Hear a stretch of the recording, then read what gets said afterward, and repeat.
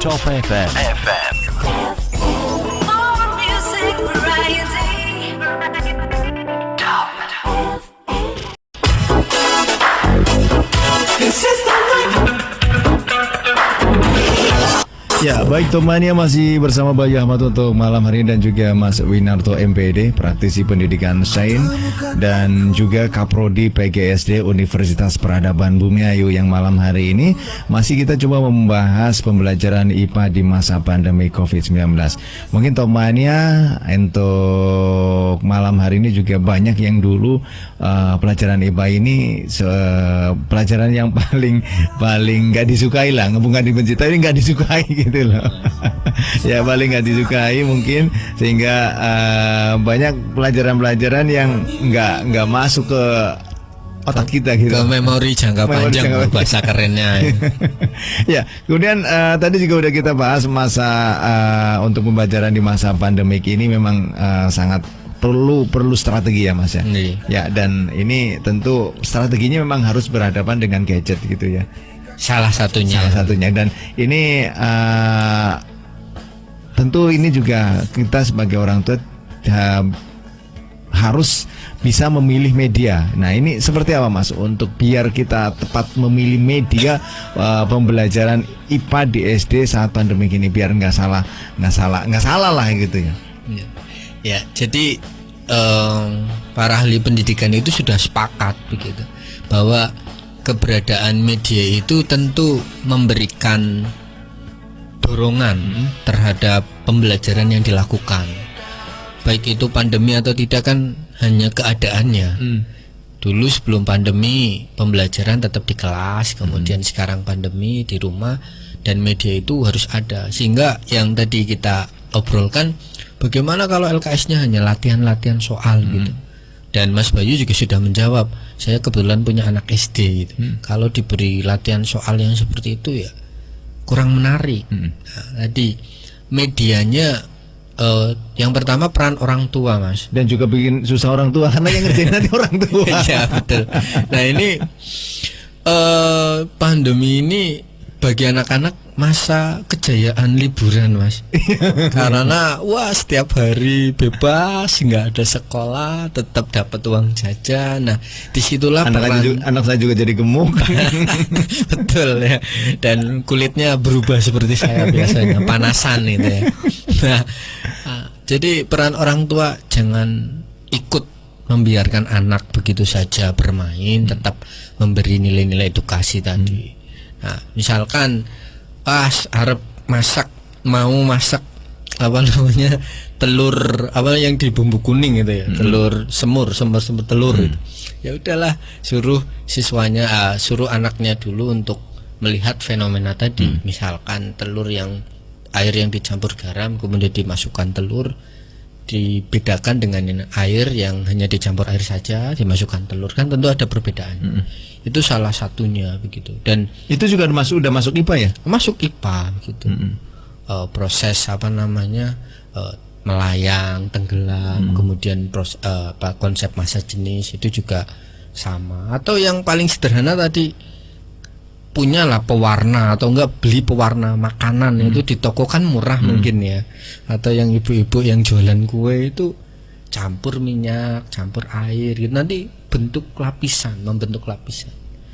Baguslah seperti pelangi. Nanti tanyakan, loh kenapa enggak membaur, sedangkan satu gelas kok enggak ada lapisan-lapisan. Itu hal-hal media yang menurut saya sangat murah, kemudian ada, dan orang tua harus tetap mendukung guru untuk mengatur anaknya sendiri agar belajar, tentu dengan media-media yang tidak berbahaya, karena kan anak SD belum tahu sekali safety atau keamanan, khususnya kelas 1 sampai kelas 4 kan mungkin bahasanya belum nalar ya, gitu betul. Ya. Kalau 5-6 mungkin sudah agak nalar, agak tahu apa itu sakit atau itu bahaya kan begitu.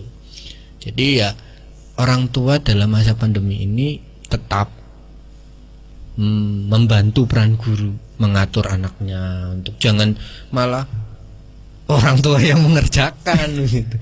Apalagi LKS malah orang tua itu sebagai pengganti guru. Atau malah kalau ada orang tua bro LKS kang guru niku gawe mumet anaknya yang wis tak gawe dhewe kan gitu. Lah zaman sekarang Mas, orang tua itu yang awalnya nggak melek teknologi, saya yakin dengan banjirnya HP, smartphone dan internet yang terjangkau itu buka aja YouTube begitu. Ini bukan iklan YouTube ya. Iya betul. Banyak sekali percobaan-percobaan sederhana yang bisa dilakukan dari rumah dengan metode yang simpel gitu ya. Iya. Jadi memupuk IPA dari SD kemudian dilanjutkan SMP SMA bisa-bisa jadi kayak almarhum Eyang Habibie ya. Salah satu tokoh yang paling saya kagumi karena beliau menunjukkan bahwa IPA itu bisa dikuasai oleh siapa saja asal ada tadi kemauan, dan guru sebagai pendidik itu memupuk rasa ingin tahu, rasa penasaran. Bahkan saya sering katakan di mahasiswa saya itu di prodi PGSD, saya katakan guru yang berhasil itu bukan dia yang gelarnya banyak, yang uangnya banyak ya, tapi guru yang berhasil itu bisa menghidupkan hati dan pikiran. Maksudnya apa? Kalau menghidupkan hati dan pikiran, ora usah diopyak-opyak, tidak perlu disuruh-suruh, dihukum. Siswa wis maca dewe. Bu, apa PR? Siswa banyak tanya. Menurut saya itu yang guru yang paling berhasil dunia wal akhirat gitu. Iya. Kalau dites seperti apapun, menurut saya itu guru yang paling keren. Kalau guru Assalamualaikum, siswanya langsung ngantuk. Ya, itu bahaya. Jangan-jangan makan uang yang gitu ya. Gitu akhirnya yang saya sering tekankan ke mahasiswa saya, guru yang berhasil itu guru yang bisa menghidupkan hati dan pikir. Pikir itu siswa mau belajar, rasa ingin tahunya tinggi. Hati ya tentu dia harus tahu kapan dia bermain, kapan dia beribadah, kapan dia belajar. Itu yang menurut saya paling keren lah. Jadi nggak disuruh pun dia tahu tugasnya gitu. Harus tugasnya. Kalau siswa cuma disuruh baru mengerjakan, itu baru biasa gurunya. Tapi kalau sudah, Bu, PR kemarin sudah selesai, ada PR lagi nggak? Wah, keren. Dan ketika datang, tak assalamualaikum, siswa udah salaman, tidak dibenci, tidak takut, semuanya nggak ngantuk kayak habis makan kangkung kan gitu. Enggak. Menurut saya begitu takarannya. Sehingga masa pandemi ini peran orang tua jangan ikut-ikut dengan keadaan. Mesti kan banyak lah anak-anak SD itu mangan dolan sinaune kapan. Nah disitulah peran orang tua. Ya sesekali lah, tidak perlu diporsir seperti pembelajaran di kelas sebelum pandemi. Tetap yang penting tiap hari ada. Ya kemudian biar mudah dipahami, karena IPA ini kan memang agak-agak rumus ya, pakai rumus ya, biasanya pakai rumus ya. Cenderungnya hitungan hafalan betul. Dan kalau nggak pas kan berarti salah gitu ya. Ya begitu. Nah ini biar mudah dipahami oleh siswa seperti apa Mas?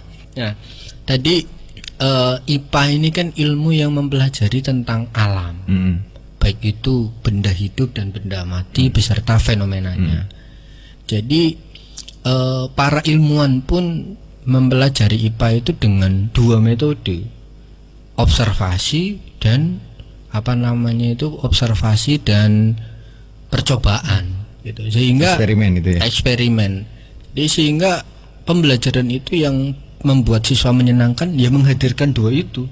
Kalau tidak diajak observasi lingkungan, ya mencoba menyajikan percobaan sederhana di mana siswa itu tahu dan membangun konsep sendiri. Oh, ternyata kalau yang namanya telur tenggelam ketika di air garam dengan telur yang di air biasa, oh di situ ada yang namanya berat benda dengan berat air, itu ada yang lebih besar atau ada perbedaan.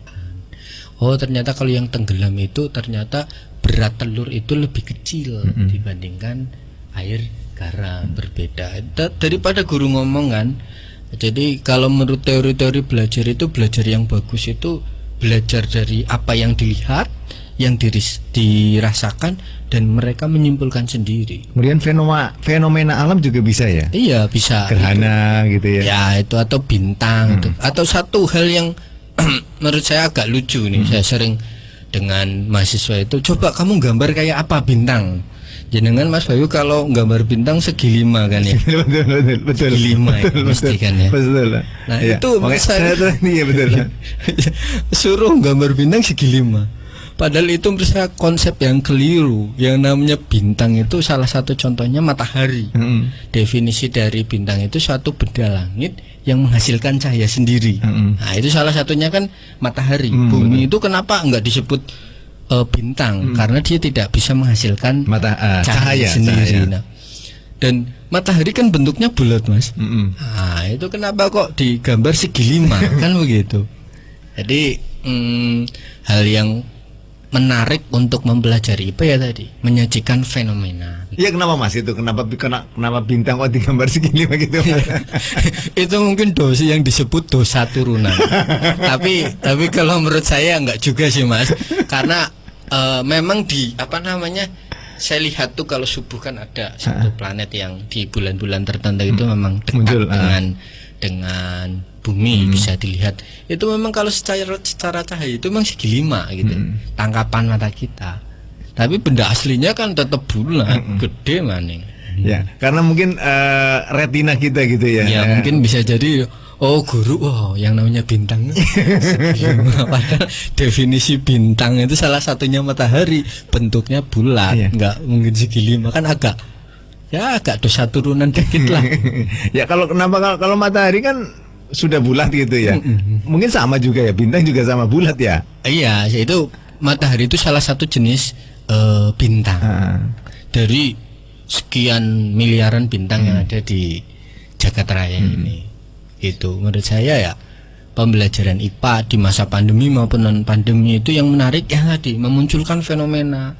Siswanya baik pikir maupun fisik itu bergerak. Jangan suruh duduk kayak gini ya, hanya sandiwara pembelajaran saja kan. Wah, nyong apa-apane ngematna gurune kayak, padahal yang ngatine istirahat kan gitu. Makanya saya bilang ke mahasiswa, sandiwara enggak ini? Kalian diem-diem saja, ini sandiwara enggak? Apa mana ini ngatine apa Pak Guru cepet rampung. Saya kan enggak tahu gitu. Ya, betul sekali. Dan ini tentu tidak hanya bukan hanya satu murid saja gitu, mahasiswa saja. Mungkin hampir semua siswa seperti itu kali ya. Sandiwara begitu, banyak sandiwara dalam pendidikan. Betul.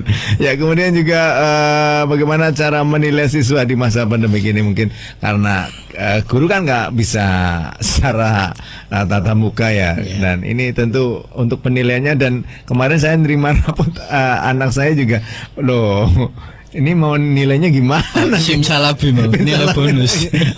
Wah, ini nilai bonus nih kayaknya nih, seperti apa Mas? Ya, jadi kalau yang tadi untuk sekolah-sekolah yang yang di high tech, kemudian infrastrukturnya juga tinggi, banyak sekali aplikasi yang bisa dipakai. Salah satu yang paling mudah itu Google Form ya. Ataupun Edmodo tadi juga bisa untuk melakukan penilaian. Tapi kalau untuk yang di desa-desa tadi, ya penilaian itu bukan hanya pengetahuan saja tadi Mas, tes gitu. Tapi dari tugas-tugas yang dikerjakan terus ya, kemudian yang dikumpulkan itu juga sebagai salah satu bentuk penilaian. Siswa kita ternyata bisa mengerjakan tugas, memahami begitu. Jadi kalau yang di desa-desa yang belum banyak infrastruktur internet maupun gadgetnya ya guru ngalah lah ya.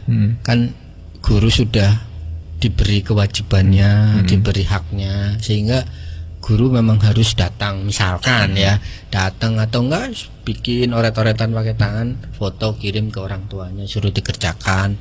Nanti orang tuanya suruh juga mengumpulkan lagi. Asal tadi orang tuanya jangan ikut-ikut sandiwara pendidikan ya.